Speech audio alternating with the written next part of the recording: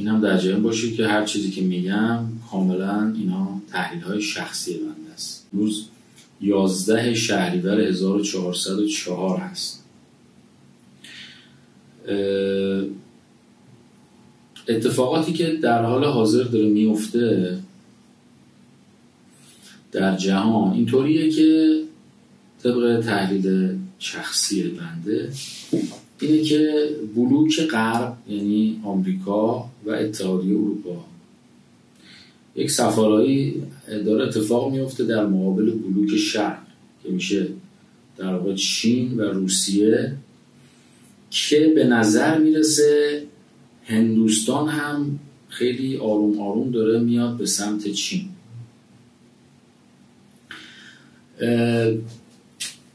اون دعوایی که در واقع سر ایران وجود داره، جنگی که بین ایران و غرب داره شکل میگیره، علتش چیه؟ علتش اینه که خب ایران طبق شواهد و قرائنی که وجود داره میشه گفت یه جورایی در واقع مستعمره غرب بوده، ولی تو این دهه اخیر رهبر جمهوری اسلامی چرخیده به سمت شرق. یعنی اون چیزی که من میفهمم اینه که میخواسته خودشو از یوغ مثلا استعمار غرب رها کنه. خب برای این کار به تنهایی که نمیتونه، نیاز داره که یک سری قدرت‌های جهانی اینو پشتیبانی بکنن. پس رو آورده به سمت شرق، یعنی چین و روسیه. حالا غربی ها برای اینکه اگر ایران بیفته دست چین، میشه گفت بعد از یک دهه آمریکا حتی ممکنه به فروپاشی سرزمینی برسه، یعنی ایالاتش اصلا جداشن، تجزیه شه آمریکا، به خاطر اینکه بسیاری از فرصت‌های اقتصادی رو اینجا از دست میده. آمریکا یک قراردادی داره با کشور عربستان سعودی که طبق این قرارداد عربستان سعودی موظف نفت خودش رو فقط به دلار بفروشه، یعنی به هیچ پول دیگه‌ای نمیفروشه، فقط به دلار. آمریکا در قبالش کار میکنه. آمریکا در قبالش تعهد داده که خاندان سعودی رو روی قدرت نگه داره. The House of Saud would also agree to keep the price of oil within limits acceptable to the oil companies, possibly not acceptable to you and me, but acceptable to the oil companies. And this is very, very important. They agree that they would never ever sell oil for anything other than US dollars. This happened in the early 70s, right after we'd gone off the gold standard because we were bankrupt, because we could not pay off our debts to European countries in gold. Nixon took us off the gold standard. And then we were stuck with a situation as why will anybody in the world use dollars? So very shortly we came up with this plan, which in essence put the dollar on the oil standard. You cannot buy oil on the world market for anything other than dollars. And that's very important to the corporatocracy. Our part of the bargain was we agreed to keep the House of Saud in power, in control. It was an amazing deal, the deal of the century. و همین قرارداد باعث شد که آمریکا از ورشکستگی نجات پیدا کنه و دلار آمریکا بسیار قدرتمند بشه. حالا شما فرض بکنید که اگر در واقع چین از یه قدرتی در جهان فراتر بره، اون وقت دیگه میتونه جای آمریکا رو برای عربستان هم پر بکنه.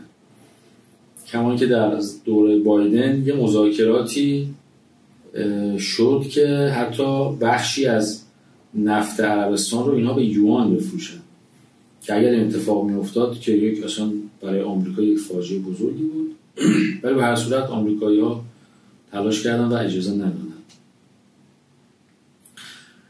خب حالا اگر فرض بکنیم که چین بیاد ابرقدرت یک دنیا بشه، اون وقت چه اتفاقی برای آمریکا میفته؟ اون وقت عربستان دیگه میتونه نفتشو به دلار نفروشه. چرا؟ چون چین مثلا میاد میگه من از تو حمایت سیاسی نظامی میکنم، اون وقت تو بیا به یوان بخر مثلا. اون وقت شما فرض کنید که روزانه چند میلیارد دلار نفت در واقع فروشش قطع میشه، یعنی به دلار قطع میشه و این افت دلار باعث میشه که ارزش دلار، ارزش پول آمریکا به شدت افت کنه و چیزای دیگه هم هست، کشورهای دیگه که خب مهمترینش الان میتونم بگم عربستان. اون وقت دلار به شدت قیمتش افت میکنه، بی ارزش میشه و آمریکا بدهی‌هاش خیلی بیشتر میشه، چون وقتی ارزش پولش کم میشه اون وقت باید پول بیشتری پرداخت کنه و کلا اقتصادش به هم میریزه. وقت صادراتش ممکنه تحت تاثیر قرار بگیره و وقت تولید سرانه ناخالص ملیشون به شدت افت میکنه و منفی میشه و اصلا یه اوضاع ناجوری. بعد وقت هزینه‌های حفظ نگهداری سربازهاش توی منطقه به شدت افزایش پیدا میکنه. بعد چین مسلط میشه روی تنگه هرمز اگر که ایران رو داشته باشه و اینها باعث میشه که خب آمریکا تقریبا نابود بشه دیگه. حالا به خاطر همین آمریکایی ها براشون بسیار مهمه. حالا چرا ایران مهمه؟ چون ایران صاحب منابع نفت بسیار زیاد، گاز بسیار زیاد که نفت در واقع به دنبال خودش بسیاری از محصولات پتروشیمی میشه باش تولید کرد، یعنی میشه نفت، پتروشیمی، گاز، منابع بسیار غنی فولاد و آهن، منابع طلا، نمیدونم اورانیوم و یه عالمه منابعی که اصلا ما خبر نداریم ولی وجود داره در ایران و نیروی کار بسیار ارزان در ایران وجود داره. یعنی اگر که چین بتونه، یعنی اگر میتونه اون قرارداد 25 ساله رو ببنده و اجرایی کنه، همون اتفاق برای آمریکا میافتاد که اگر خاطرتون باشه ترامپ وقتی که فهم لو رفت، این قرارداد فوق سری بود، یعنی قراردادی بود که فقط مسئولان سران نظام میدونستند و تیم مذاکره کنند. اما به خاطر جریان نفوذی که وجود داشت این قرارداد لو رفت و ترامپ اومد ناگهان، این دوره قبلی که ترامپ بود، یکی اومد به سرعت و شدت واکنش نشون داد، به اسرائیل دستور داد که با عرب صلح کنه. شما فکر کنید که جنگی که 70 تا خورده سال بود بین عرب و اسرائیل وجود داشت، کمتر از 3 ماه اینا به نتیجه رسیدن و صلح کردن با هم، چون ترامپ دستور داد به اسرائیل که باید به هر قیمتی شده با عرب صلح کنه. چرا؟ برای اینکه اینا در واقع فشار بیارن به عرب که حمایت بشه از، یعنی حمایت نشه از چین، یعنی نرن به سمت چین. از این طرف بتونه چین رو با تحریم ها و با تعرفه ها و اینها بهشون فشار وارد کنه. از این طرف نزدیک 4-5 هزار تا دانشجوی چینی رو اخراج کرد. اگه خاطرتون باشه هواوی رو کلا تحریم کرد، از آمریکا بیرون کرد. هواوی که یکی از بزرگترین شرکت‌های مخابراتی جهان، به جز اینکه گوشی تلفن همراه میزنه، یکی از بزرگترین شرکت‌های مخابراتی و همه این کارا رو کرد به خاطر اینکه جریان نفوذ چین رو تو آمریکا قطع کنه و جلوی در واقع چین رو بگیره که ایران رو نتونه تصاحب کنه. اگر چین ایران رو تصاحب کنه، چین دارای کشوری است که دارای تکنولوژیه و فقط کافیه که منابع بی‌نهایت تقریبا و رایگان بهش برسه. اون موقع چی میشه؟ اون موقع دیگه اصلا ظرف کمتر از 10 سال میشه ابرقدرت بلا منازع جهان. اما اشکالی که وجود داشت برای ایران چی بود؟ اون قرارداد حاوی در واقع چیزهایی بود که اون طبق چیزی که لو رفته بود، حالا واقع یعنی درستی یا غلطیش رو من 100% مطمئن نیستم، ولی چیزی که پخش شده بود اینطور بود که چینی ها توی یه دوره اول 400 میلیارد دلار تزریق میکنن تو منابع نفت و گاز و پتروشیمی و فولاد و این صنایع رو در واقع پالایشگاه ها رو همه رو به روز رسانی میکنن، استخراج رو به روز رسانی میکنن و اینها. ولی برداشت برای چینی ها نامحدود و رقمی که میتونن، پولی که باید به ایران بدن 32% زیر قیمت روز. کی پولشو پرداخت کنن؟ 2 سال بعد. این چیزایی بود که لو رفته بود از اون قرار داده. خب این یعنی که چینی ها رایگان در اختیار دارن. اشکالش این بود، شاید مثلا خیلی بگن خب این که خیلی قرارداد خوبیه، فکر کنید 800 میلیارد دلار تو 2 دوره، یعنی 10 سال اول 400 میلیارد نفت و گاز و فلان، 10 سال دوم دوباره 400 میلیارد دیگه رو سایر صنایع مثل کشاورزی، حتی گردشگری، که تقریبا در واقع ایران میفته دست چینی‌ها. یعنی عملا سیاست گذاری هم میفته دست چینی‌ها و وقت حتی در واقع مسئولان نظام کنونی اصلا دیگه قدرتی نداشتن اونقدر که بخوان برای چینی‌ها تعیین تکلیف کنن و 5 تا پایگاه نظامی و 5000 تا نیروی نظامی قرار بود که مستقر شه از چین در ایران تو 5 تا شهر، طبق اون چیزی که لو رفته بود. خب اینا یعنی که عملا ایران تبدیل میشه یکی از استانهای چین. اشکال اصلیش کجاست؟ اشکال اصلیش اینجاست که اون موقع چینی ها توی قرارداد این بود که مدیران شرکت ها و کارشناسا باید چینی باشن، کارگرها باید ایرانی باشن. حالا شما تصور بکنید که اگر این اتفاق می افتاد، همه ایرانی ها تقریبا اکثریت قریب اتفاقشون می شدن کارگر چینی ها.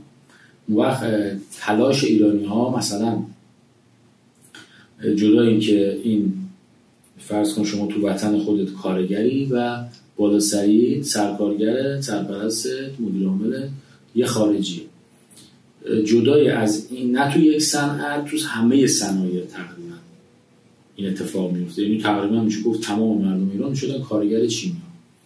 بعد اون وقت تقاضا برای ازدواج با چینی ها افزایش پیدا میکرد. چرا؟ چون بالاخره میگه اگه با رئیسم ازدواج کنم یه امکانی بهم میده، از این کارگری در میام، پولدار میشم، فلان میشم. بعد درخواست ازدواج با چینی ها افزایش پیدا میکنه و میتونیم بگیم متاسفانه توی ازدواج هایی که بین ایرانی ها و چینی ها اتفاق افتاده، به لحاظ ظاهری ژن چینی ها غالبه. یعنی بچه‌ای که از یک زوج ایرانی چینی به دنیا میاد، چهرهش به شدت به چینی ها نزدیکه تا به ایرانی ها. حالا شما فرض بکنید که مثلا 50 سال 100 سال بعد 3 تا نسل، 2 تا نسل، 3 تا نسل به دنیا میاد. خب همه چشم‌بادونی و تقریبا همه میشن چینی. اون وقت با یه رفراندوم، اصلا جنگ رو با یه رفراندوم ایران میشه جزء استان مثلا چندم چین، راحتی 50 سال دیگه، 100 سال. خب این خطر رو برای ایران داشت. حالا خدا رو شکر این خطر رفع شده فعلا.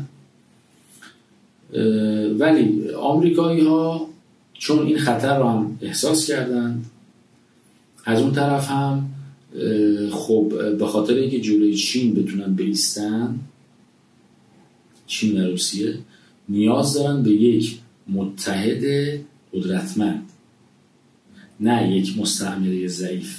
تا الان ایران یک مستعمره ضعیف بود، الان میخوان تبدیلش کنن به یک متحد رسمی و قدرتمند که هم خطر عربستان رو کاهش بدن، هم در واقع این متحدشون بتونه جلوی چین بیسته، هم بتونن ازش یک بسیاری از پتانسیل ها برای کسب درآمد رو به دست بیارن. خب برای این کار لازمه که ایران رو به دست بگیرن، اما آمریکایی ها نمیتونند با جنگ، با عملیات نظامی رسمی، یعنی حمله کنن به ایران و نیروی زمینی پیاده بکنن مثل اون کاری که با عراق کردن و ایران رو تصاحب کنن. چرا نمیتونن؟ نه اینکه توان نظامیشون ندارن، اتفاقا دارن. یعنی توی این جنگ 12 روزه نشون داد که ایران اصلا کلا پدافند هواییش که تعطیله یعنی به راحتی میتونن بیان بالا روی آسمون ایران و هر کاری دلشون میخواد بکنن. از اون طرف هم به خاطر این فاصله‌ای که بین مردم و حکومت وجود داره، اگر پیش بینی بنده این است که اگر آمریکایی‌ها نیروی زمینی پیاده بکنن، بسیاری از مردم، اگرم نگیم حداقل نصف مردم، که من پیش بینی بیشتر از نصف، ولی در بدبینانه‌ترین حالت نصف مردم به آمریکایی خوش آمد هم میگن، فارغ از اینکه بخوان جلوش بایستن. تقریبا همون اتفاقی که توی عراق افتاد. عراق بسیاری از مردم عراق وقتی آمریکایی وارد شدن خوش آمد گفتن، اصلا مشکلی نداشتن. بعد تعدادشون مثلا یه اقلیتی بودن که باهاشون مبارزه میکردن، حالا حمله میکردن، بمب میذاشتن فلان. به خاطر همین آمریکایی به راحتی تونستن عراق رو تصاحب کنن. تو ایران هم یک چیزی مشابهی میتونست اتفاق بیفته، اما نکتهش کجاست؟ چرا این اتفاق نمیفته و اونها هم نمیتونن انجام بدن؟ به خاطر اینکه اگر آمریکا بخواد با ورود نظامی ایران رو تصاحب بکنه، اون وقت قدرت‌های چین و روسیه که اونها هم این خطر رو احساس میکنن که آمریکا داره میاد تا بیخ گوششون، خب اون وقت اونها چیکار میکنن؟ طبق منشورهای سازمان ملل که آقا این حمله نظامی شده، نمیدونم دخالت در امور داخلی کشورها، تصاحب مثلا نظامی فلان فلان، اونها هم میتونن در واقع حمله کنن، حمله نظامی بکنن و این هزینه رو برای آمریکایی‌ها بسیار سنگین میکنه. بنابراین آمریکایی‌ها این پلن رو در واقع دارن که ایران رو جوری تصاحب بکنن که انگار خودش مثلا مردم اینو خواستن. حالا مثلا سال 57 که یک انقلابی شد، مردم آمدن و نظام رو تغییر دادن. هیچ به ظاهر هیچ دشمن خارجی هم در کار نبود، ولی خب در باطن اتفاق دیگه افتاد. اینجا هم همین اتفاق قرار بیفته از نگاه غربی ها. حالا از نگاه شرقی ها هم اینه که این اتفاق نباید بیفته و اجلاسی که اخیراً توی شانگهای برگزار شد که رهبران کره شمالی و روسیه و هند و ایران و اینها رفتن چین، به نظر میرسه که سر اینه که این پلن رو چجوری برنامه‌ریزی بکنن که اجازه ندن آمریکایی ها ایران رو تصاحب بکنن. حالا اینجا یک جنگی در واقع بین غرب و شرق داره اتفاق میفته. حالا بیایم بررسی بکنیم ببینیم نقاط ضعف و قوت، یعنی شرقی ها چقدر میتونن تاثیرگذار باشن، غربی ها چقدر میتونن تاثیرگذار باشن. اون چیزی که شرق ابزار اهرم در واقع قدرتش ایران دستش هست، اون ارتباطیه که با در واقع سران نظام جمهوری اسلامی داره. یعنی سران نظام تمایل دارن به سمت شرق و همکاری میکنن با اونها. خب پس این امتیازیه که شرقی ها دارن. امتیازی که غربی ها دارن چیه؟ امتیازی که غربی ها دارن اینه که یک مهمترینش اینه که افکار عمومی به سمت غرب غالبا. یعنی به نظر میرسه اون چیزی که حداقل من دارم میبینم و متوجه میشم، اکثریت جامعه اگر ازشون سوال کنی ترجیح میدی مثلا ایران بشه زیر دست چین یا روسیه مثلا بهتره یا بره زیر دست آمریکا، من تصورم اینه که با توجه به شناختی که دارم از جامعه اینه که بالای 60% دارم کفشون میگم، بالای 60% مردم غرب رو انتخاب میکنن که این به نظرم بیشتره. من حتی تا 80 بین 60 تا 80 گمان زنیم اینجوریه، یعنی خوشبینانه که حد اکثرش 80% مردم غرب رو انتخاب میکنن، حد اقل 60%. چرا؟ به خاطر اینکه یک، خب مردم هیچ شناختی از شرق ندارن و چین همیشه بدنام بوده به خاطر اجناس بی‌کیفیتش، به خاطر اینکه شرکتایی که تو ایران تو چینی بودن اومدن و بسیار مغرورانه و متکبرانه برخورد کردن با کارگرای ایرانی، خصوصا توی جنوب کشور تو بحث همون نفت و اینا. تعدادشون زیاد نبوده ولی خیلی کارهای عجیب غریب کردن. و اینکه اونها اصلا ایدئولوژیشون یه ایدئولوژی کمونیستیه دیگه و کمونیست با فرهنگ ما سازگاری نداره. یعنی اصلا اونها قائلن به اینکه اصلا خدایی وجود نداره، آدم‌های خداپرست، آدم‌های برای نسبت احمقی هستن و یه مثلا آدم‌های دست دویی هستن. خب این اختلافات فرهنگی و اختلافات یعنی بدبینی هایی که وجود داره یه طرف، از اون طرف غرب چه امکاناتی در اختیار داره؟ هم نفوذ داره توی افکار عمومی و هم اینکه جریان نفوذ بسیار قدرتمندی داخل ایران در واقع از سالها پیش برنامه‌ریزی کرده و قرار داده. جریان نفوذ چیزی هستش که بسیار جدیه و من در یک بحث مفصل اینو توضیح میدم.